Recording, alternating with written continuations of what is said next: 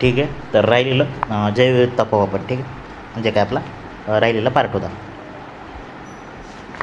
तर जैवविविधता रिलेटेड तर जीवावरण राखीव क्षेत्र, तर त्यालाच आपण बायोस्फिअर रिझर्व म्हणतो. ठीक आहे, बायोस्फिअर रिझर्व तर युनेस्कोच्या मॅन अँड बायोस्फिअर कार्यक्रमाअंतर्गत तो देण्यात येतो. ठीक आहे, तर संपूर्ण परिस्थितीचे संवर्धन करणं याचा उद्देश असतो.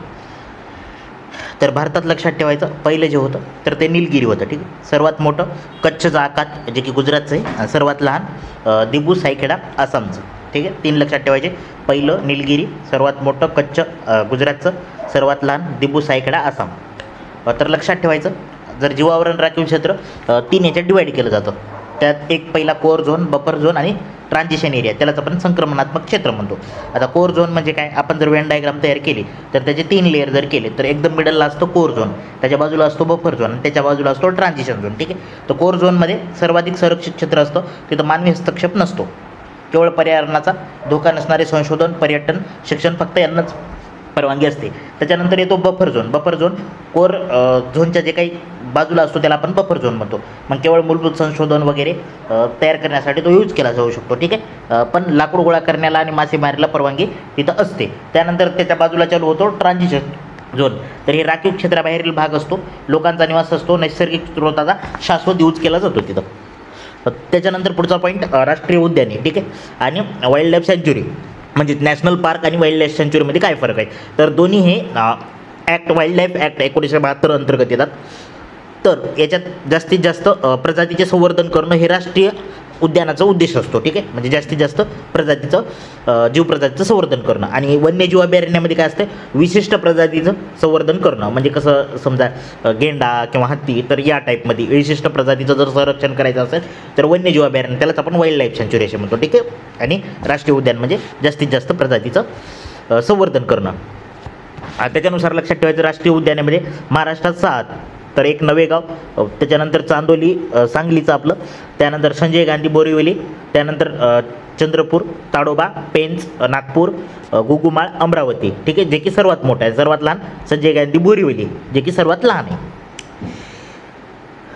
त्याच्यानंतर राखीव क्षेत्र कन्झर्वेशन रिझर्व, संरक्षित क्षेत्राभोवती कॉरिडॉर बफर क्षेत्र असतात, त्याला आपण राखीव क्षेत्र म्हणतात. ठीक आहे, संवर्धन राखीव क्षेत्र. त्यानंतर लोकसमुदाय कम्युनिटी रिझर्व्स असतात, खाजगी मालकीचे जे काही असतात. ठीक आहे, त्याच्यानंतर राष्ट्रीय हरित न्यायासन. ठीक आहे, तर हे आपल्या दृष्टीनं पेपरच्या महत्त्वाचं आहे, याच्यावर क्वेश्चन पण पडलेलं आहे. ठीक आहे, त्यालाच आपण नॅशनल ग्रीन ट्रिब्युनल्स म्हणतो. ठीक आहे, त्याचं हेडक्वार्टर आहे जे तर ते नॉर्थ दिल्लीला आहे, आणि खंडपीठे त्याचे भोपाळ, चेन्नई, कोलकाता आणि पुणे या ठिकाणी आहेत. तर 18 ऑक्टोबर 2010ला याची स्थापना झाली, जे की NGT ॲक्ट आपला 2010चा आहे, त्याच्या अंतर्गत याची स्थापना करण्यात आली.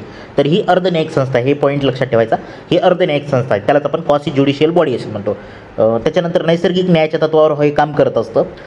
मग या कायद्यानुसार पर्यावरणाविषयक जे काही दावे असतात तर ते कंट्रोल करण्यासाठी पुढील कायदे आहेत. तर त्याच्यात कोणते कायदे तर त्याच्यात जल कायदा आपल्याला माहिती आहे 74चा आहे, त्यानंतर वन संवर्धन कायदा 80चा आहे, वायू 81, जल 74 आणि वायू म्हणलं तर 81, पर्यावरण संरक्षण कायदा 1986 आणि जैवविविधता कायदा 2000चा आहे. ठीक आहे, 2002चा.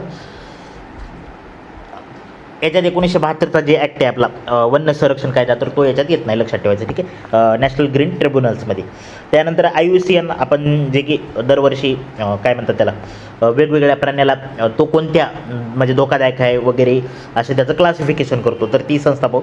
तर IUCNची जी स्थापना आहे 1963 म्हणजे सर्वप्रथम त्यांनी यादी दिली ती. ठीक आहे, तर IUCN म्हणजे काय, international union for conservation nature, म्हणजे जे काय आपलं नेचर आहे तर त्याचं कन्झर्वेशन करण्यासाठी यादी जाहीर करीत असते. तर त्याचे निकष काय लागतात, तर त्याच्यासाठी समजा या यादीत एखादा प्राणी ॲड व्हायचा असेल, जसं की आता गुलाबी डोक्याचं बदक जे की नष्ट झाले, याच्यावर आपल्याला PYQ पण आहे.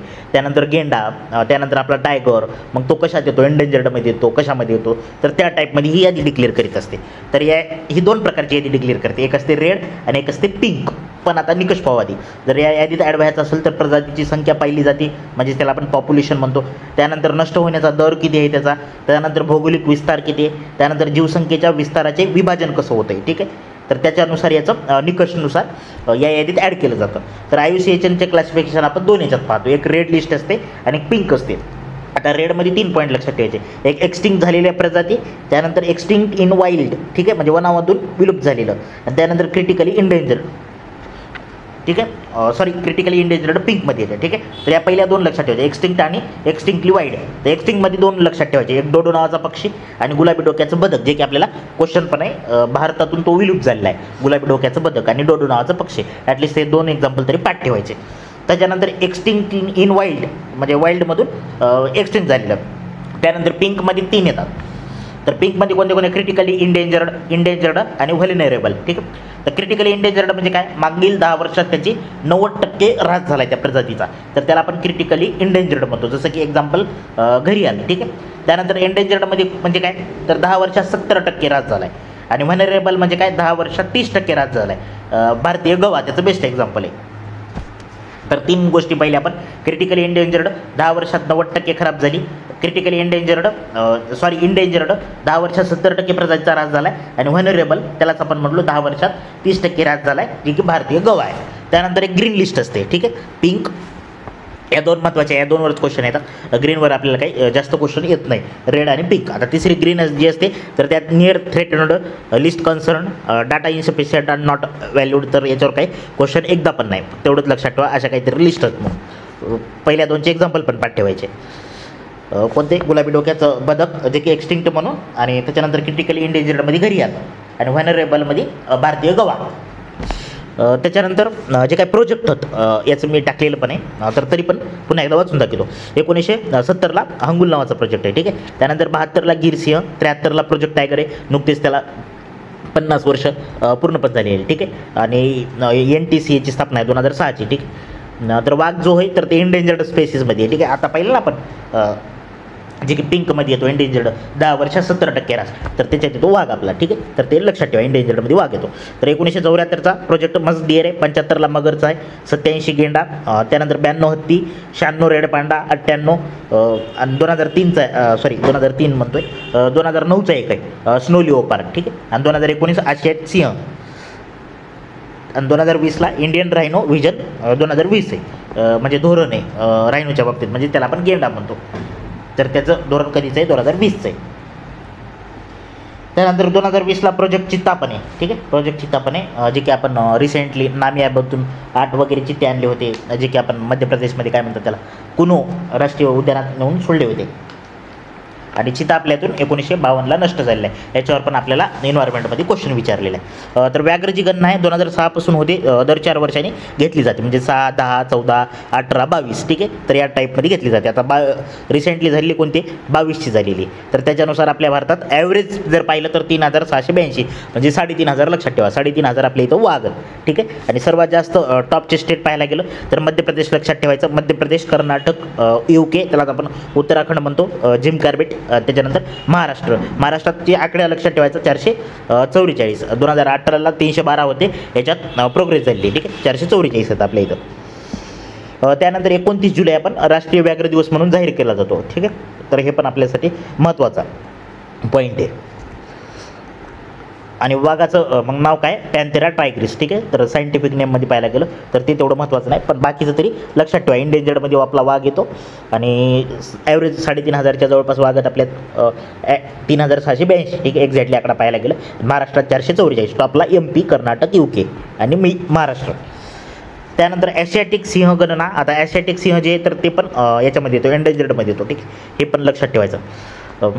तर ही दर वर्षांनी गणना केली जाते, दर 5 वर्षांनी, ठीक आहे. आपल्या वाघाची किती, 4 वर्षांनी. आणि ॲशियाटिक सिंह जर पाहिलं, आशियाई सिंह म्हणलं तर त्याला पण, तर ती होती दर 5 वर्ष. तर 2020ला झाली, त्यात 674 सिंह आढळले होते आपल्याला, ठीक आहे. त्याच्यानंतर वनस्थिती अहवाल. आता वनस्थिती अहवाल 2021चा, तर त्याच्यानुसार वनक्षेत्र किती, त्यालाच आपण ट्री फॉरेस्ट आणि ट्री कवर म्हणलं तर 24.62%, ठीक आहे. 25च्या आसपास काहीतरी असं लक्षात ठेवा, ठीक.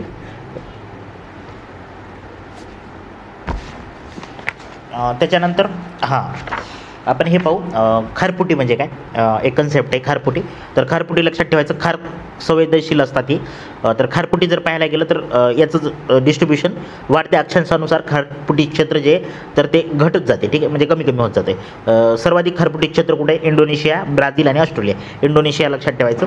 आणि सुंदरबन जगातील सर्वात मोठं आहे. आपल्या इथले गंगेचा जे काही त्रिभुज प्रदेश आहे ना, तर तिथं सुंदरबन तयार झालेले आहे, त्याचं नाव सुंदरबन आहे. तर ते जगातील सर्वात मोठं खारपुटी क्षेत्र आहे. आणि खारपुटी क्षेत्र जे आहे तर जनरली जगात कमी होत चाललं आहे, पण भारताचं वाढत चाललं आहे, जे की आपण पश्चिम बंगालमुळे त्या साईडला, ठीक आहे. तर जगातील खारपुटी वनांचा हॅलोफाईट्स असे म्हणतात, ठीक आहे. हे दुसरं नाव एक लक्षात ठेवा, महत्त्वाचं आहे. मग याचं वैशिष्ट्य काय? आडवी पसरणारी मुळे असतात, त्याच्यानंतर जमिनीच्या वर मुळे येतात, ठीक आहे. त्यानंतर लाटा वगैरे जे काही असतात, वादळे बिदळे, त्याच्यापासून आपलं संरक्षण केलं जातं. आणि व्ही पॅरस जे प्रजनन पद्धत, बीजे वनस्पती वाढतात आणि पाण्यातून पडतात, म्हणजे तिथं व्ही पॅरस जे ॲनिमल असतात तर ते तिथं जे काही मुळं असतात तर तिथं प्रजनन करतात आणि त्याचे मग त्यानंतर ते पाण्यात टाकलं जातं, ठीक आहे. मग याचं ॲडव्हान्टेज काय? तर जैवविविधता जी असते तर ती जास्त लेवलला असते इथं. त्यानंतर प्रदूषकांना फिल्टर करतात, किनारपट्टीचे संरक्षण होते, मातीची धूप होण्यापासून रोखतात, ठीक आहे. तर हे याचे महत्त्वाचे पॉईंट आहेत. आणि मोठा CO2 सिंक म्हणून पण काम केलं जातं, ठीक आहे. जे काय आपला कार्बन डायऑक्साईड आहे ना, तर त्याचं साठा जे की हवामान बदलासाठी आपल्याला युजफुल ठरते, त्याच्यामुळे हे महत्त्वाचं आहे. महाराष्ट्राने जे काय पांढरी चिपी आहे तर त्या खारपुटीला महाराष्ट्राचं स्टेट मँग्रोव्हचा दर्जा दिलेला आहे, ठीक आहे. तर हे एक महत्त्वाचं आहे. पांढरी चिपी, सफेद चिपी म्हणतो त्याला, आणि असं करणारं महाराष्ट्र हे पहिलंच राज्य आहे. हे पण आपला महत्त्वाचा पॉईंट आहे. यालाच आपण काय म्हणतो? स्वीट सेंटेड ॲपल मॅनग्रोव्ज म्हणतात, ठीक आहे. आणि त्याचं परागकण होतं वटवाघळाद्वारे. मग याच्यात जास्त काही आपल्याला तेवढं लक्षात ठेवायची गरज नाही. त्यानंतर कोरल रीप्स एक याच्यावर एक आपल्याला खूप वेळेस क्वेश्चन आहे. तर कोरल काय असतात? रंगीबेरंगी कलरचे असतात. सागरी जे काय आपला समुद्र असतो तर त्याच्यावर वाढतात हो, हे प्राणी असतात एक प्रकारचे. मग त्याला आपण प्रवाळ भित्तिका म्हणतो. तर ते ज्याच्या काय म्हणजे ते कशापासून तयार झालेले आहेत? कॅल्शियम कार्बोनेटपासून. मृत पाण्याच्या प्राणी जे असतात तर त्याच्या सांगड्यापासून तयार झालेले असतात. तर प्रवाळ वाढीसाठी आवश्यक घटक जे लागतात तर भरपूर सूर्यप्रकाश लागतो त्यांना. टेम्परेचर असं मीडियम लागतं, आपलं जे काय रूम टेम्परेचर म्हणतो 25 डिग्री सेल्सिअसच्या आसपास, ठीक आहे, जास्त नाही त्याच्यावर. स्वच्छ पाणी लागतं. त्यानंतर क्षारता स्थिर असली पाहिजे आणि खोली जास्त नसली पाहिजे, ठीक आहे. 120 ते 130 मीटर या दरम्यान त्यांची जास्त वाढ होते असते. मग याचं काम काय? हे पण किनारपट्टीचं संरक्षण करतात. सर्वाधिक बायोडायव्हर्सिटी तिथं आढळते आपल्याला. त्यानंतर औषधासाठी त्याचा यूज केला जातो. त्यानंतर लाटाच्या आघातापासून किनाऱ्याचं संरक्षण होतं आणि टुरिझम पण अट्रॅक्ट होतात. का? तर एकदम ब्युटिफुल कलरफुल दिसतं, त्याच्यामुळे ते टुरिझमसाठी एक अट्रॅक्टिव्ह म्हणजे खूप जास्त महत्त्वाचं आहे. जे ऑस्ट्रेलियाचं आहे आपलं ते लक्षात ठेवायचं, सगळ्यात मोठं ग्रेट बॅरियर रीफ, ठीक आहे. तर त्याच्यावर आपल्याला जोड्याला लावला क्वेश्चन पण आहे, ठीक आहे. ऑस्ट्रेलियाच्या वरच्या साईडला आहे ग्रेट बॅरियर रीफ, ठीक आहे.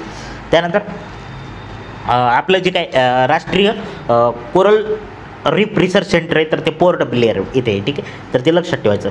मग याचं धोके काय आहे? तर अनिर्बंध मासेमारी, त्याच्यानंतर कोरल मायनिंग, हवामान बदल, सागरी प्रदूषण वगैरे, तेलगळतीमुळे हे नष्ट पावत चालले, ठीक आहे. तर प्रवाळाचे प्रकार लक्षात ठेवायचे 3 प्रकारचे. एक असतात बॅरियर, एक असतात फ्रिंजिंग आणि एक असतात कंकर्ण आकृती. आता हे नेटवर एकदा टाकून पाहून घ्या याचं कसं आहे काही नाही, म्हणजे ते म्हणजे त्याचे डायग्राम तेवढ्या पाहून घ्या, नाहीतर मी टाकतोच. पण एवढं लक्षात ठेवायचं, बॅरियरमध्ये कच्छचं गुजरातचं जे काही कच्छ आहे तर ते लक्षात ठेवायचं तिथं आहे. फ्रिंजिंगमध्ये अंदमान निकोबार लक्षात ठेवायचं. आणि कंकण आकृती म्हणजे लक्षद्वीप, लक्ष गोल कंकणावर राहते ना, काकणावर लक्ष राहते, त्याच्यावर लक्षात ठेवा. लक्ष कशावर राहते? काकणावर. त्यामुळे लक्षद्वीपमध्ये कंकण आकृती, त्यालाच आपण ॲटॉल्स म्हणतो, ठीक आहे. फ्रिंजिंग कुठं? अंदमान निकोबार. त्याच्यानंतर कोरल ब्लिचिंग म्हणजे काय? जे काय स्ट्रेसफुल कंडिशन असते, कोरल त्याच्यातील झॅन्थोफिल्स जे असतात तर ते लाल करतात आणि त्याच्यामुळे पांढरे वगैरे म्हणजे ते पांढरं पडून जाते, कलरफुल दिसत नाही, तर त्याला आपण कोरल ब्लिचिंग म्हणतो, ठीक आहे. जिवंत असतात पण त्यांची वाढ फुटलेली असते, ठीक आहे. तर त्याला म्हणतो आपण ब्लिचिंग, ठीक आहे. म्हणजे तो जित्ता आहे पण त्याचं वाढ वगैरे होत नाही, ते नॉर्मली ते स्टॉप होऊन जातं. त्यानंतर वेटलँड असतात. आता वेटलँड कोणाला म्हणतो आपण? जमीन आणि पाणी यातील जे काही संक्रमणात्मक, आता आपण संक्रमणात्मक कन्सेप्ट पाहिली, जमीन आणि पाणी संपायले म्हणजे त्याला काय म्हणलो आपण? म्हणजे एक परिसंस्था संपायली आणि दुसरी चालू व्हायली, त्याच्या मिडलला जे भाग असतो तर त्याला आपण इकोटोन म्हणतो. हे कन्सेप्ट आपण पाहिलेली, ठीक आहे. तर ते त्या टाईपला, ठीक आहे, वेटलँड त्याला म्हणतात, ठीक आहे. तर वेटलँड काय असतो? मग वेटलँड चं प्रोटेक्शन करण्यासाठी एक करार पण आहे आपल्यासाठी महत्त्वाचा, जे की त्याला आपण रामसर करार म्हणतो, जे की 1971चा आहे, ठीक आहे. तर रामसर करारानुसार काय, ओहोटी वेळे 6 मीटरपेक्षा जास्त खोल नसणारे सागरी प्रदेश म्हणजे काय होय, वेटलँड होय. ठीक, तर त्यांनी अशी डेफिनेशन दिलेली. मग तो उथळ पाहिजे, जलसंतृप्त पाहिजे वगैरे वगैरे, ते काही आपल्याला लक्षात तेवढं त्याच्यावर कुठं डीपमध्ये क्वेश्चन गेलेला नाही. पण एवढंच लक्षात ठेवा, 1971चा रामसर करार वेटलँडसाठी. ठीक आहे. आणि वेटलँड काय असतो, एक इकोटोनचा प्रकार आहे. ठीक आहे, इकोटोनच आहे एक प्रकारचा वेटलँड. त्यानंतर 70% वेटलँडमध्ये मासेमारी अंतर्गत होते. त्यानंतर उत्पादकतेनुसार मार्शेस, स्वॅम्स, फर, ॲसिड बॅग्स हे काही लक्षात ठेवू नका. त्यानंतर पाणथळ प्रदेशाचे प्रकार जर पाहायला गेलं तर एक असतं इनलँड आणि एक असतं कोस्टल. इनलँडमध्ये नॅचरल असतात, जे की तळे वगैरे त्याच्यापासून तयार झालेलं, मानवनिर्मित तलाव, सरोवरे. त्यानंतर सागरीमध्ये नैसर्गिक असतात, खाड्या वगैरे, उपसागरे. त्याच्यानंतर त्याला काय म्हणतो आपण, खारफुटी वने त्या साईडला. त्यानंतर मानवनिर्मितमध्ये मिठागरे, असे ॲक्वाकल्चर या टाईपचं असतो. तर त्याचे पाण्याचे शुद्धीकरण करणं, कार्बन सिंक हे पण आहे, हे महत्त्वाचा मुद्दा आहे. पूर, लाटा, प्रवाह यांच्यापासून संरक्षण देतात. त्यानंतर पर्यटन वगैरे अट्रॅक्ट करतात. ठीक आहे. तर याचे धोके काय आहेत, तर प्रदूषण, अनियंत्रित वाळू उपसा होणे, त्यानंतर जंगलतोड, वातावरणातील जे काही चेंजेस आहेत त्याच्यामुळे ते खराब होत चालले. आता रामसर करार याच्यासाठी आपल्यासाठी महत्त्वाचं आहे. 2 फेब्रुवारी 1971ला झालेलं आहे. ठीक आहे. आणि भारतानं कधी 1 फेब्रुवारी 1982ला ॲक्सेप्ट केलेला आहे. ठीक आहे. त्याचं मुख्यालय जे ग्लॅन्ड, स्वित्झर्लंड येथे, तिथंच आपल्या IUCN पाहिलं ना आता थोड्या वेळाखाली 1964, तर तिथं त्याचं पण मुख्यालय तिथंच आहे. ठीक आहे, ग्लॅन्ड, स्वित्झर्लंड येथे. दलदली जे काही परिसंस्था आहे त्याचं संवर्धन करण्याचा उद्देश आहे. आणि धोक्यात आलेले वेटलँड आणि बायोडायव्हर्सिटी IMP जे काही स्थळे तर ते त्याच्यात ॲड करीत असतात. मग ते प्रत्येक देशातले वगैरे वगैरे वेगवेगळे ॲड करीत असतात. त्यानंतर मॉन्ट्रिक्स नोंदी, तर मानवी हस्तक्षेपामुळे धोक्यात येण्याची शक्यता असणारी त्याच्यात मॉन्ट्रिक्स नोंदीमध्ये टाकतात. तर भारतातले 2 मॉन्ट्रिक्स नोंदीमध्ये. ठीक आहे, जे काही धोक्या म्हणजे आपण त्या परिसंस्थेला किंवा त्या संबंधित घटकाला धोका निर्माण केला तर त्याला या मॉन्ट्रिक्स नोंदीमध्ये टाकतात. लक्षात ठेवायचं, भारतात 2 आहेत, एक लोकटोक सरोवर मणिपूरचं म्हणून ते पाठ ठेवायचं, आणि केवलदेव घाना राजस्थानचं जे काय तर ते पण पाठ ठेवायचं. याच्यावर पण आपल्याला क्वेश्चन पडलेलं आहे. ठीक आहे. रामसर साईट महाराष्ट्रातल्या जेवढ्या लक्षात ठेवायच्या, नांदूर, मध्यमेश्वर आणि लोणार सरोवर, आणि जे काही ठाण्याची खाडी, फ्लेमिंगो खाडी. ठीक आहे. तर हे एवढं लक्षात ठेवायचं. त्यानंतर पुढचा कन्सेप्ट आहे युट्रोफिकेशन. युट्रोफिकेशन म्हणजे काय, जास्तीचं पोषक द्रव्य म्हणजेच काय, आता आपण विहीर लक्षात घेतली, विहीर, तर विहिरीवर एखाद्यावर आपण जर पाहिलं तर एकदम पुरं आता ते शेवाळ्याने हिरवीगार झालेली असते. ठीक आहे. तर त्याला आपण युट्रोफिकेशन म्हणतो. म्हणजे तिथं काय झाले, जास्तीचं पोषक द्रव्य झाले आणि त्याच्यामुळं त्या पोषक द्रव्यामुळे शैवाल्याची जास्त वाढ झाली. मग त्याच्यामुळं ते जे काही आता हिरीतल्या म्हणजे त्या शेवाळ्याचे जे खाली प्राणी आहेत तर त्यांना सूर्यप्रकाश वगैरे भेटत नाही, त्याच्यामुळे ते खालचं जे काय आहेत तर ते मरून जातात किंवा त्यांना प्रॉब्लेम क्रिएट होतात. त्याला आपण म्हणतो युट्रोफिकेशन किंवा सुपोषण असे म्हणतो. तर हे कसं होतं, तर पाण्यात विरघळले जे काही पोषक द्रव्ये असतील किंवा शेतजमिनीतील खते वाहत जातात आणि तलावात मिक्स होतात. समजा आपण शेतात जास्त खत टाकला, मग तो पाणी पडलं ते वाहत गेलं आणि ते तलावाला पाणी जर भेटलं तर ते मग ते तलावात पोषक द्रव्य जास्त होणार ना, मग तिथं जास्त ते शेवाळ वगैरे वाढणार, त्याच्यामुळे ते युट्रोफिकेशन वाढतं. ठीक आहे. त्यानंतर याचे प्रकार मानवी हस्तक्षेपामुळे पण होतात आणि नॅचरल पण, म्हणजे आर्टिफिशियल आणि नॅचरल दोन्ही पण होतात. कारणे काय, तर औद्योगिक घरगुती सांडपाणी, नायट्रेट वगैरे फॉस्फेटचं असेल तर, तलावात वाहत येणाऱ्या पाण्यातील पोषक द्रव्ये. तर परिणाम काय होतो, O2चे प्रमाण घटत असते, ऑक्सिजनचं प्रमाण घटतं पाण्यातलं त्यानंतर शैवाल्याची अतिरिक्त वाढ होते, त्यालाच आपण अल्गल ब्लूम असं म्हणतो. ठीक आहे. आणि मग त्याच्यानंतर मृत प्रदेशाची निर्मिती होते. ठीक आहे. मग आतापर्यंत सर्वात मोठा गल्फ ऑफ मेक्सिको हे लक्षात ठेवायचं. आणि बंगालच्या उपसागरात पण एक डेड झोन, ठीक आहे, डेड झोन तयार झालेला आहे. तर तो काळजीचा विषय आपल्या. ठीक. त्याच्यानंतर डेझर्टिफिकेशन म्हणजे काय, आपल्या मानवी हस्तक्षेपामुळे सुपीक जमिनीचे वाळवंटात रूपांतर होते. ठीक आहे, म्हणजे चांगली जमीन खराब केली. मग कारणे काय, दुष्काळ वगैरे, मृताधोपाती चराई, अयोग्य सिंचन जे काय सिंचन पद्धती. ठीक आहे, किंवा जमिनीची धारण क्षमता कमी असणे, तर याच्यामुळं डेझर्टिफिकेशन जास्त होतं. मग त्याचे परिणाम जमिनीचे हे जनरल कळून जातं आपल्याला, कारणे वगैरे त्याच्यात एवढं काही समजून सांगायसारखं काही नाही. पण जमिनीची उत्पादकता कमी होते, कार्बन सिंक नष्ट होतो, जैविकता परिसंस्था जे काय तर त्या धोक्यात येतात. ठीक आहे. मग याच्यासाठी एक करार महत्त्वाचा आहे आपल्यासाठी. ठीक आहे, UNCCD, त्यालाच आपण म्हणतो युनायटेड नेशन कन्झर्वेशन कॉम्बॅक्ट डेझर्टिफिकेशन. ठीक आहे. तर हा करार जे आहे तर ते 1994चा आहे, जे काय आपली रिओ परिषद भरली होती 1992ला. तर तिच्यामध्ये एक अजेंडा 21 होता, तर त्याच्यानुसार हा UNCCDची स्थापना करण्यात आली. ठीक आहे. मग याचं उद्दिष्ट काय असतील तर ते नावातच आहे, वाळवंट आहे म्हणजे वाळवंटाचे वाळवंटीकरण रोखणे किंवा प्रभावित लोकांची सामाजिक आर्थिक परिस्थिती सुधारणे, जिथं वाळवंटीकरण होत आहे तिथं वाळवंटी शेजारील पाणथळ परिसंस्थेचा पुनर्विकास करणं, तर या टाईपमध्ये. मग आता भारतामध्ये जर पाहायला गेलं तर सर्वात जास्त वाळवंटीकरणाचा क्रम लक्षात ठेवायचा राजस्थान, गुजरात, महाराष्ट्र आणि जम्मू काश्मीर. ठीक आहे, तर हे एवढं लक्षात ठेवायचं याच्यामध्ये. मग बस याच्यामध्ये बाकी काही नाही. आता घेऊ आपण प्रदूषण घेऊ. ठीक आहे, आता प्रदूषणामध्ये कारणे वगैरे त्यात तर आपल्याला इझिली क्वेश्चन पडला तरी समजून जातं, आपण एक्झॅक्टली बघू. आता हवा प्रदूषण जर पाहायला गेलं तर काय त्याचं डेफिनेशन काय, तर हवेतील जर धोकादायक घटकाचे प्रमाण जे की सजीवांना घातक ठरतील तर ते वाढत असेल तर त्याला काय म्हणतो आपण, हवा प्रदूषण होत आहे म्हणतो. मग ते पण दोन प्रकारचं घडतं, एक मानवनिर्मित आणि एक नैसर्गिक. मग मानवनिर्मितमध्ये औद्योगिकरण, कचरा, कृषी, त्यानंतर कारखाने, ठीक आहे, विद्युत निर्मिती प्रकल्प जे काय असतील तर त्याच्यामुळं ते मानवनिर्मित होत असतं. आणि नैसर्गिकमध्ये पाहायला गेलं तर मग आपली हे होतं काय म्हणतात त्याला, ज्वालामुखी, धुळीचे वादळे वगैरे येतात तर त्यानं नैसर्गिक होतं. ठीक आहे, आता प्रदूषक आहे म्हणजे जे हवेतील घातक पदार्थ म्हणजे त्याला काय म्हणतो आपण, प्रदूषक आहे. मग त्याचे दोन टाईपमध्ये बघतो आपण, एक असतात गॅसेसवाले आणि एक असतात पार्टिकल मॅटर्सवाले. ठीक, आता गॅसेसमध्ये लक्षात ठेवायचं सल्फर डायऑक्साईड. ठीक आहे, आता सल्फर डायऑक्साईड ज्वालामुखीतून येतो, तेल शुद्धीकरणातून येतो, विद्युत निर्मितीतून येतो, इंधनाचं ज्वलनामधून निघत असतो. ठीक आहे, मग आता याचा परिणाम काय होतो, सल्फर डायऑक्साईडचं जर हवेत प्रमाण जास्त झालं तर ॲसिड रेन पडतो. ठीक आहे, झाडाची पानगळती होत असते, श्वसन, फुफ्फुसाचे रोग असे इत्यादी आपल्याला समस्या जाणवतात. त्यानंतर कार्बन मोनॉक्साईड, त्यालाच आपण CO म्हणतो. तर हो, जे काही वाहने असतात त्याच्यातून दगडी कोळशाचं ज्वलन वगैरे ते म्हणजे जे काही जळलं तर ते तयार होत असतं, CO2 म्हणतो, CO कार्बन मोनॉक्साईड. ठीक आहे, तर यानं काय होतं, ॲनिमिया. आता ॲनिमियामध्ये कन्सेप्ट लक्षात ठेवायची, जर डिफिशियन्सी ऑफ हिमोग्लोबिन म्हणजेच काय, हिमोग्लोबिनची जर कमतरता पडत असेल तर त्याला ॲनिमिया डिसीज म्हणतात. ठीक आहे, तर हे पाठ ठेवायचं. मग तो कार्बन मोनॉक्साईडचं प्रमाणानं ते इम्पॅक्ट होतो त्याच्यावर. ठीक आहे, ॲनिमिया डिसीज होतो. हरितगृह वायू परिणाम होतो, त्यालाच आपण ग्रीन हाऊस गॅस इफेक्ट म्हणतो. ठीक आहे, त्यानंतर हायड्रोकार्बन कुठून निघतात, आता तेल गळती वगैरे तेलामधून असतात, तेलात असतं ना, हायड्रोकार्बनपासून तेल तयार झालेलं असतं. इंधनाचं बाष्पीभवन, कचऱ्याचं ज्वलन, शेतातील कचऱ्याचं ज्वलन पाठ ठेवायचं. ठीक आहे, हायड्रोकार्बन्स. तर फुफ्फुसाचे कर्करोग होतात यानं.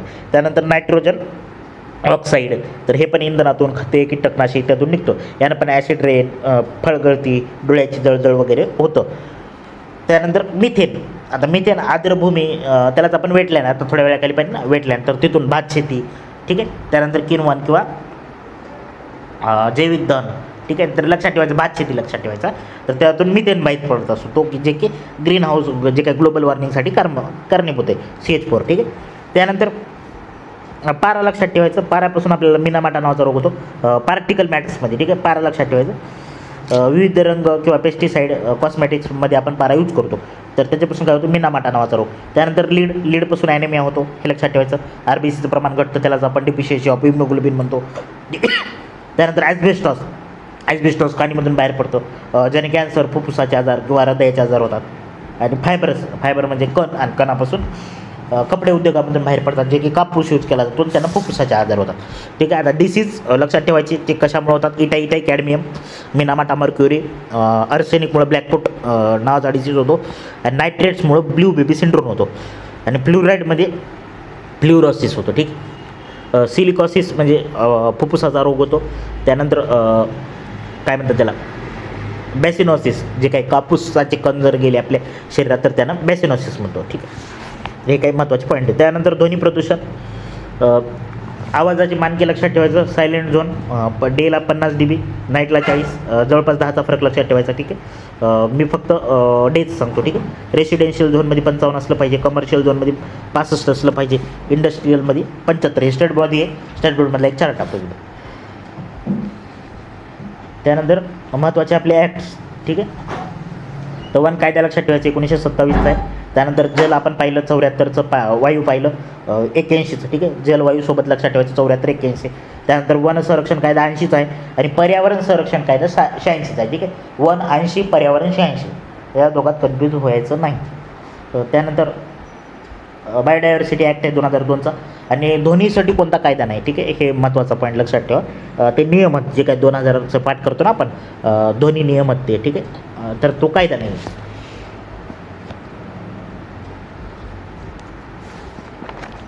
त्यानंतर जलप्रदूषण. आता जलप्रदूषण म्हणजे जल कायदा कच्चा आहे 74चा आहे, ठीक आहे. त्याच्यानुसार लक्षात ठेवायचं जे 1-2 असतात, एक असतात केंद्रीय प्रदूषण मंडळ नियंत्रण मंडळ आणि राज्य प्रदूषण नियंत्रण मंडळ.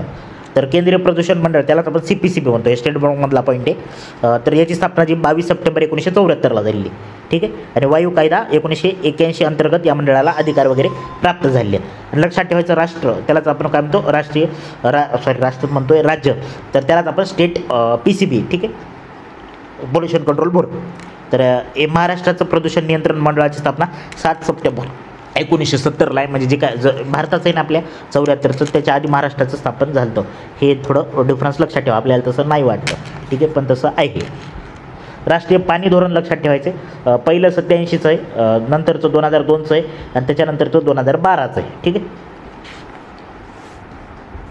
राष्ट्रीय वायू गुणवत्ता पाहणी कार्यक्रम एक आहे, तर त्याचे मापन करताना SO2 NO2 PM10 आणि PM2.5 वगैरे ते काही तेवढं लक्षात ठेवायची आपल्याला गरज नाही आहे. त्याच्यानंतर ॲसिड रेन. आता ॲसिड रेन म्हणलो ना, तर ॲसिड रेन काय असतं, वायुरूपी प्रदूषके हवेतील बाष्प O2 सोबत संयोग पावतात आणि त्याच्यासोबत मग ते जमिनीवर पडतात, त्यालाच आपण ॲसिड रेन म्हणतो, ठीक आहे. आता काय मिक्स होतं, वायू मिक्स होतात म्हणजे, तर लक्षात ठेवायचं NO2 त्यालाच आपण नायट्रोजन ऑक्साईड म्हणतो. तर त्याच्या आता NO2 आणि पाण्यात काय असते H2O, तर या दोघांचं रिॲक्शन होऊन काय तयार होतं HNO3, त्यालाच आपण नायट्रिक ॲसिड म्हणतो, ठीक आहे. त्यालाच मग ॲसिड तयार झालं ना, मग ते ॲसिड रेन पडत असतो. त्यानंतर CO2 म्हणजेच आपण त्याला कार्बन डायऑक्साईड म्हणतो आणि H2O हे दोन मिक्सर केलं तर H2CO3 तयार होणार, ठीक आहे. त्यानंतर सल्फर डायऑक्साईड त्यालाच आपण SO2 म्हणतो, SO2 प्लस H2O H2SO4 आणि H2SO4 म्हणजे काय सल्फ्युरिक ॲसिड तयार झालं. त्यानंतर क्लोरीन. आता क्लोरीन प्लस H2O तर काय तयार होईल HCl तयार होईल. HCl म्हणजे हायड्रोक्लोरिक ॲसिड. तर या टाईपमध्ये ते ॲसिड रेन आपल्याला पडत असतं, जे की प्रदूषके हवेत मिसळून त्याची रिॲक्शन पाण्यासोबत होऊन ते पडत असतं. आणि ही संज्ञा लक्षात ठेवायचं, रॉबर्ट स्मिथ नावाचे एक शास्त्रज्ञ तर त्यांनी संज्ञा दिली. ॲसिड रेन्सचा जे pH असतो, आता pH काय तर आपल्याला माहिती आहे 0 ते 14 असतो. 0 ते 7 ॲसिड राहतात, मग 7पासून 0 ॲसिडिक लेवल वाढत जाते आणि 7पासून 14 बेसिक लेवल वाढत जाते, ठीक आहे. म्हणजे 7ला मिडल पॉईंट धरायचं, दोन्हीकडे पण जायचं, म्हणजे वर जायचं आणि खाली जायचं. तर बेसिक खाली वाढत जाणार आणि वर 0कडे जाताना ॲसिडिक वाढत जाणार. तर लक्षात ठेवायचं, जर त्या पाण्याचा pH 4च्या बरोबर असेल तर त्याला म्हणतो आपण ॲसिड रेन. आणि जनरली जे काही पाणी पडतं आपलं तर त्याचा pH जवळपास 5.5 असतो, ठीक आहे. मग 4 म्हणजे 1.5 कमी होत असेल तर त्याला आपण ॲसिड रेन असे म्हणतो, ठीक आहे. मग याचा परिणाम काय, जे काय आपलं ताजमहल हिरवं पडायले किंवा अमेरिकेचा स्वातंत्र्य देवतेचा जे काही पुतळा आहे तांब्याचा, तांबा वगैरे त्यानं हिरवं पडत आहे, ठीक आहे. मानवी आरोग्यास पण धोका आहे यांच्यामुळं, ठीक आहे. वनस्पतीवर पण परिणाम होतात त्याचे, जे की सल्फर मिल्फर वगैरे पडल्यानं पानगळती वगैरे होत असते, ठीक आहे. मग याचा उपाय काय, जे काही कमी सल्फर असलेले इंधन यूज करायचं, नैसर्गिक वायू यूज करायचा, त्यानंतर पाणी जमीन कॅल्शियम ऑक्साईड वगैरे यासारख्या आम्लारी पदार्थाचा वापर करायचा. CO2चे उत्सर्जन कमी करणं हे एक त्याचा उपाय आहे. त्यानंतर ओशियन ॲसिडिफिकेशन. वातावरणातील CO2 समुद्राच्या पाण्यात विरघळत असतो, ठीक आहे. त्यामुळे पाण्याचा जे काही pH घसरतो आणि मग ते काय ॲसिडिक काय म्हणतात त्याला ओशनचं ॲसिडिफिकेशन होतं. म्हणजे कसं, आता O2 जे काय वातावरणात आहे ते समुद्रात मिसळलं, मग समुद्रात काय H2O. मग आता थोड्याच वेळाखाली पाहिलं आपण ॲसिड रेनमध्ये CO2 प्लस H2O काय तयार जाणार H2CO3 असं तयार होणार. मग त्यालाच काय आपण म्हणतो कार्बोनिक ॲसिड म्हणतो. कार्बोनिक ॲसिड म्हणजे काय झालं, त्या महासागराचं ॲसिडिफिकेशन होत आहे, ठीक आहे. मग याचा परिणाम काय, त्या प्राण्याला प्रॉब्लेम येतात, ठीक आहे. जैविकता धोक्यात येते. कोरल ब्लिचिंग म्हणलो. आता ब्लिचिंग म्हणजे पाहिलं आपण जैविकता म्हणजे कोरलची संख्या म्हणजे मरत नाहीत पण त्यांची म्हणजे वाढ खुंटते, ठीक आहे. तर त्याला आपण ब्लिचिंग म्हणतो. प्लवंकाची उत्पादकता घटत असते वगैरे वगैरे प्रॉब्लेम क्रिएट होतात. मग याच्यावर उपाय काय, CO2चे उत्सर्जन कमी करावा तुम्ही, ठीक आहे. H2CO3चं पासून इंधन बनले, म्हणजे महासागरातील जे काही कार्बोनिक ॲसिड आहे त्याच्यापासून इंधन तयार करा, असे वगैरे वगैरे उपाय केले पाहिजे. त्याच्यानंतर पुढचा कसं ग्रीन हाऊस इफेक्ट, ठीक आहे. ग्रीन हाऊस इफेक्ट तर लक्षात ठेवायचा एक शोध लक्षात ठेवायचा. जोसेफ कुरियर नावाचे शास्त्रज्ञ तर त्यांनी ही कन्सेप्ट दिलेली आहे. तर हे 2 प्रकारचं असतं, तर एक नैसर्गिक पण असतं आणि मानवनिर्मित. तर प्रदूषण जर वाढलं तर हरितगृह वायूचे प्रमाण वाढणार, मग त्याच्यामुळे पृथ्वीचे तापमान वाढतेच, त्यालाच आपण काय म्हणतो हरितगृह वायू परिणाम. तर हे असतं नैसर्गिक आणि मानवनिर्मित. नैसर्गिक सजीवाच्या अस्तित्वासाठी आवश्यक असतात जे काही ग्रीन हाऊस गॅस किंवा तापमान म्हणजे कसं आता समजा आपण पाण्याची वाफ बघलं तर पाण्याची वाफ जी आहे तर ते ग्रीन हाऊस गॅस आहे ना, वाफ H2O पण वेपर. पण ते असं धोकादायक आहे का, म्हणजे जास्त वाहिले म्हणजे नाही. ते म्हणजे आपला इशू नाही. इशू कोणते, जे काय मानवनिर्मित तयार काय, जे की CFC वगैरे, तर ती आपल्यासाठी एकदम धोक्याचे, ठीक आहे, सजीवसृष्टीसाठी हानिकारक वगैरे असतात ते. तर लक्षात ठेवायचं वातावरणातील हरितगृह वायू उतरत्या क्रमाने लक्षात ठेवायचं, ठीक आहे. तर सर्वात जास्त पाण्याची वाफ आहे, त्यानंतर CO2, मिथेन, N2O, ओझोन आणि CFC, त्यालाच आपण क्लोरोफ्लोरोकार्बन म्हणतो, ठीक आहे. तर जागतिक तापमान वाढ याच्यामुळे होत असते, ठीक आहे. त्यालाच आपण ग्लोबल वॉर्मिंग म्हणतो, ठीक आहे. तर लक्षात ठेवायचं महत्त्वाचे पॉईंट, O2 आणि NO2 are not greenhouse gas. म्हणजे ऑक्सिजन आणि N2O या ग्रीन हाऊस गॅस N2O आहे, पण NO2 नाही, ठीक आहे. या दोघातला फरक लक्षाचा आहे. NO2 नाही म्हणायचं, लास्टला 2 आले की नको म्हणायचं, ठीक आहे. मधात आलं की ठीक आहे म्हणायचं, ठीक आहे. आज काहीतरी लक्षात ठेवा. हां, त्यानंतर N2O याला ड्युअल रोल असतो N2Oचा, ते ग्रीन हाऊस गॅस बी आणि ओझोन डिप्लेटिंग सबस्टन्स पण, ठीक आहे. पण जास्त धोकादायक आहे ते N2O, ठीक आहे. आणि NO2 नाही, N2O ग्रीन हाऊस गॅस पण आहे आणि ओझोन डिप्लेटिंग सबस्टन्स पण आहे, पण तो ODS करारात येत नाही. मॉन्ट्रियल जे काही करार आहे तर त्याच्यात येत नाही. त्यानंतर HFC, हे एक लक्षात ठेवायचं, म्हणजे काय क्योटो प्रोटोकॉल आहे आपला आणि मॉन्ट्रियल करार, तर त्याच्यात काय येतं, त्याच्यात काही नाही. तर HFC गॅस आहे ना, HFC दोघा पण मध्ये येतो, मॉन्ट्रियलमध्ये पण येतो आणि क्योटोमध्ये पण येतो. पण CFC लक्षात ठेवायचं, क्योटो प्रोटोकॉलमध्ये येत नाही, मॉन्ट्रियलमध्ये येतो CFC. आणि N2O जे आहे तर तो क्योटोमध्ये येतो, पण मॉन्ट्रियलमध्ये येत नाही, ठीक आहे. पुन्हा एकदा सांगतो, HFC दोघांमध्ये येतो, त्याच्यात काही कन्फ्यूज नाही. CFC लक्षात ठेवायचं, क्योटोमध्ये नाही, ठीक आहे. क्योटोमध्ये C वरून क्यूट लक्षात ठेवायचं, क्यूट येत नाही म्हणायचं, ठीक आहे. N2O येतो आणि मॉन्ट्रियलमध्ये CFC येतो पण N2O येत नाही, ठीक आहे. तर हे थोडा कन्फ्युजन पार्ट होता, तर ते जरासा डिफरन्स प्रॉपर लक्षात ठेवायचं. त्याच्यानंतर पॅरिस करार आहे, जे की 22 एप्रिल 2016चा आहे. पॅरिस करार आपल्या चॅनलवर मी तर ते व्यवस्थित टाकलेलंच आहे, ठीक. त्याची PDF तेवढी रीड करून घेतलं तरी चालतं, म्हणजे त्याच्यात काही तेवढं असं अवघड नाही आहे. ओझोन लक्षात ठेवायचं.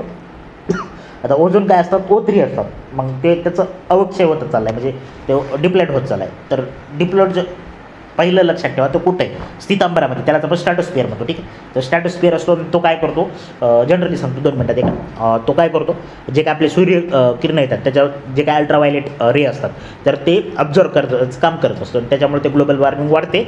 पण ते जे काही किरण घातक असतात तर ते आपल्यापर्यंत येऊ शकत नाही, ठीक आहे. तर हे त्यांचं काम आहे. पण ते आता काय व्हायले, जे काय आपले ग्रीन हाऊस गॅस असतात तर त्याच्यामुळे ते डिप्लेट होत चाललेले आहे, ठीक आहे. मग जसे की CFC क्लोरोफ्लोरोकार्बन, जे की एकमेव मानवनिर्मित आहे, ठीक आहे. CFC, हॅलेन्स, मिथाईल, क्लोरोफ्लाम, NO2 या वायूमुळे त्याचा नष्ट होत चालले, ठीक आहे. तर ओझो जे काय म्हणतात त्याला लक्षात ठेवायचं,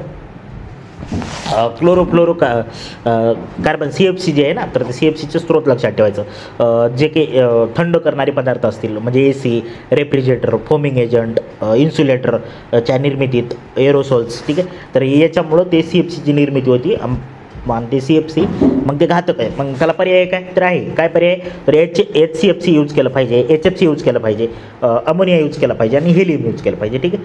मग आता ओझोनवर खूप प्रॉब्लेम होऊ लागले, त्याच्यामुळे 1985ला एक व्हिएन्ना करार आला, ठीक आहे. पण CFC उत्पादन उत्सर्जन यावर नियंत्रण आणण्यासाठी हा करार केला होता. पण CFCचे प्रमाण कमी करण्यावर कायदेशीर बंधने नव्हती याच्यामुळे, ठीक आहे. मग कायदेशीर वगैरे काही नव्हतं व्हिएन्नामध्ये, म्हणजे असं प्रॉपर ऐका वाटलं ऐका, नाही तर न ऐका. मग नंतर काय केला, मॉन्ट्रियल करार केला 1987ला, जे की 16 सप्टेंबर 1987चा, आणि मग त्याच दिवशी आपल्याला ओझोन डे साजरा केला जातो, ठीक आहे. मग 1989ला अंमलात आला तो, आणि भारताने स्वीकारला 2002ला, ठीक आहे. आणि मग याच्यात मग पहिली बैठक झाली 1989ला, कुठं, हेल्सिंकी येथे. मग CFC, हॅलोन्स यांच्या आयात आणि वापर उत्पादनावर बंदी घालण्यात आली, ठीक आहे. आणि रिसेंटली त्याच्यात दुरुस्ती लक्षात ठेवायची, किगाली दुरुस्ती 2016ची आहे, ठीक आहे. 2019पासून HFCच्या उत्सर्जनात घट करणे बंधनकारक केलेले किगाली दुरुस्तीनुसार, ठीक आहे. तर हे ॲटलिस्ट एवढं लक्षात ठेवा. ओझोन डे 16 सप्टेंबर, ठीक आहे. त्यानंतर राष्ट्रीय उद्याने जे की जे रेग्युलर क्वेश्चन आहे महत्त्वाचे तेवढे सांगतो, तर तेवढे नोट डाऊन केले तरी किंवा लक्षात ठेवले तरी आपलं काम होऊन जाईल. तर अंदमान आणि निकोबारमध्ये लक्षात ठेवायचं एक साऊथ बटन बेट आहे, ठीक आहे, साऊथ बटन बेट, ठीक आहे, एक लक्षात ठेवा. त्यानंतर तमिळनाडूमध्ये एक इंदिरा गांधी लक्षात ठेवा, अण्णामलाई म्हणतो आपण त्याला, ठीक, इंदिरा गांधी. केरळमध्ये अण्णामुडी शोला, पेरियार, ठीक आहे, सायलेंट व्हॅली, ठीक आहे, हे 3 तरी लक्षात ठेवा. केरळमध्ये अण्णामुंडी शोला, त्याच्यानंतर पेरियार आणि सायलेंट व्हॅली, पेरियारवर आपल्याला क्वेश्चन पडलेला आहे, ठीक आहे. त्याच्यानंतर आंध्र प्रदेशमध्ये पापीकोंडावर क्वेश्चन आहे आपल्याला. त्याच्यानंतर श्री व्यंकटेश्वरा, ते नावात आहे, बालाजीहून कळून जातं ते आपल्याला. त्यानंतर तेलंगणामध्ये महावीर हरिण वनस्थळी, ठीक आहे, हे एक लक्षात ठेवा. त्यानंतर कर्नाटकमध्ये याच्यावर क्वेश्चन आहे बांदीपूर, ठीक आहे, नागरहोल आणि कद्रेमुख. तर बांदीपूरवर क्वेश्चन आहे आणि कद्रेमुखवर म्हणजे असा अभयारण्य विचारलं नाही पण टेकडी विचारलेली. तर हे अभयारण्य माहीत जर आपल्याला पाठ असलं तर ते आपला क्वेश्चन सुटला असता, ते कंबाईनचं आहे, सॉरी राज्याचा क्वेश्चन नाही, पण कद्रेमुख टेकड्या ऑप्शनमध्ये होतं, ठीक आहे. तर ते कुठे आहे, तर ते कर्नाटकमध्ये, ठीक आहे, कद्रेमुख, बांदीपूर वगैरे, नागरहोललाच राजीव गांधी म्हणतात, ठीक आहे, राजीव गांधी अभयारण्य. त्यानंतर गोवा, याच्यावर पण आपल्या राज्यसेवेला क्वेश्चन आहे, भगवान महावीर, ठीक आहे, भगवान महावीर गोव्याला आहे, त्यालाच आपण मोलेम म्हणतो. त्यानंतर महाराष्ट्रातले सगळीच लक्षात ठेवायचे, ठीक आहे, याच्यात काही कॉम्प्रोमाइज करायचं नाही. संजय गांधी, बोरीवली, गुगुमाळ, त्याच्यानंतर नवेगाव, पेंच, चांदोली आणि ताडोबा, ठीक आहे. तर हे लक्षात ठेवायचे महाराष्ट्रातली सगळीच. त्यानंतर मध्य प्रदेशमध्ये लक्षात ठेवायचे माधव, आता हे रिसेंटली करंटमध्ये पण आहे माधव, त्यानंतर कान्हा, संजय, ठीक आहे, हे लक्षात ठेवायचे हे 3. तर गुजरातमध्ये गिर, ते लक्षात राहून जाते आपल्या सिंहावरून, गिर लक्षात राहतं पण ब्लॅक बक नाही राहत ना, ब्लॅक बक लक्षात ठेवा. आणि कच्छ पण ते कळून जातं आपल्या नावातच. राजस्थानमध्ये लक्षात ठेवा केवलदेव घाना, ठीक आहे, केवलदेव घाना. रणथंबोर, ठीक आहे, रणथंबोर गुजरातमध्ये करायचं नाही, रणथंबोर इकडे लक्षात ठेवायचं राजस्थानमध्ये, ठीक आहे. त्यानंतर सरिस्का, त्यानंतर हरियाणामध्ये सुलतानपूर आणि कलेसर, ठीक आहे, सुलतानपूर तरी लक्षात ठेवा ॲटलिस्ट. त्यानंतर जम्मू काश्मीर, त्याच्यावर क्वेश्चन आहे दचिगम, ठीक आहे, दचिगम. त्यानंतर लेह लडाखमध्ये हेमिस आहे, ठीक आहे, हेमिस हे पण महत्त्वाचं आहे आपल्यासाठी. त्यानंतर हिमाचल प्रदेशमध्ये ग्रेट हिमालया, पिन व्हॅली, ठीक आहे. उत्तर प्रदेशमध्ये दुधवा, त्याच्यावर आपल्याला PYQ आहे, ठीक आहे, दुधवा ते तराईचा प्रदेश आहे, बाबर, खादर, तराई, बांगर म्हणतो ना आपण, तर ते तराई लक्षात ठेवा. त्यानंतर बिहारमध्ये वाल्मिकी. उत्तराखंडमध्ये व्हॅली ऑफ फ्लावर्स, ठीक आहे, valley of flower, Nanda Devi, Rajaji आणि कार्बेटवर आपल्याला जोड्याला क्वेश्चन पडलेला आहे, ठीक आहे. आणि ते व्हॅली ऑफ फ्लावर युनेस्कोची वर्ल्ड हेरिटेज साईट पण आहे, ते लक्षात ठेवा. नंदादेवी पण वर्ल्ड हेरिटेज साईट आहे, ठीक आहे. त्याच्यानंतर पश्चिम बंगालमध्ये लक्षात ठेवायचं बक्सा, जलदपारा आपल्याला क्वेश्चन आहे, सुंदरबान तर लक्षात लिहून जाते, बक्सा आणि जलदपारा 2 लक्षात ठेवा. छत्तीसगडमध्ये गुरु घासीदास, इंद्रावती आपल्याला क्वेश्चन आहे आणि कांगेरवाली, ठीक आहे. झारखंड बेतला. त्यानंतर ओडिसामध्ये दोन्ही पण लक्षात ठेवा, दोन्हीवर पण क्वेश्चन आहेत, एक सिमलीपाल आणि भित्तरकनिका, ठीक आहे. त्यानंतर अरुणाचल प्रदेशमध्ये नामदफा. मेघालयमध्ये नोकरेक लक्षात ठेवा, ठीक आहे, मेघालयमध्ये. त्याच्यानंतर आसाम, काझीरंगावर आपल्याला क्वेश्चन आहे, मानसवर क्वेश्चन आहे, ठीक आहे, नामेरी, दिब्रू सायखेडा. त्यानंतर त्रिपुरामध्ये एक लक्षात ठेवा, क्लाउडेड